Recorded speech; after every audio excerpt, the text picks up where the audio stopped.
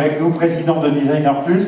Je précise quand même que vous êtes un ancien industriel, vous n'êtes pas un designer, comme quoi on peut être président de Designer Plus sans être designer. Et c'est important parce que ce qui vous tient à cœur, et c'est un peu ce qui vous motive, c'est un peu votre credo, c'est comment on fait entrer dans l'entreprise des designers. Voilà.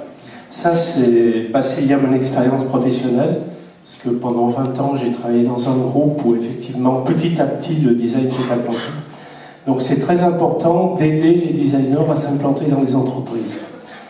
Alors les entreprises, elles ont un niveau de compétences design qui est assez variable. Entre les PME, les TPE, les ETI, c'est généralement assez variable. Donc le but déjà pour le designer, c'est de bien s'intégrer dans l'entreprise. Donc pour ça, il doit travailler avec des gens de commerce, des gens de marketing, des gens de R&D, et doit essayer de parler le même langage qu'eux. L'innovation du design. Alors, j'ai le plaisir de remettre ce prix du design à Van Gogh Studio, qui est représenté par Adrien Pifaretti. À Van Gogh Studio.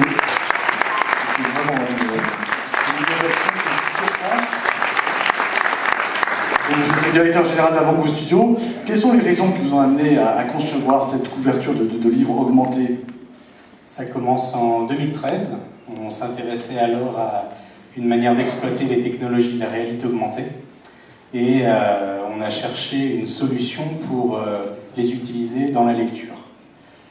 Les utiliser pas n'importe comment dans la lecture, les utiliser en conservant le livre au premier plan et en utilisant l'appareil comme un prolongement du livre, un prolongement du papier pour fournir des informations complémentaires à la lecture, des informations numériques.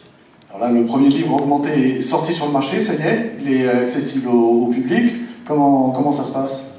Alors, il n'est pas vraiment sorti, il est actuellement en financement participatif. Donc c'est une coproduction avec l'École des Mines de Saint-Étienne via le Centre de culture scientifique La Rotonde et Univers Sciences Paris-La Villette. C'est un livre de découverte des sciences pour les enfants qui les amène dans une aventure à Madagascar.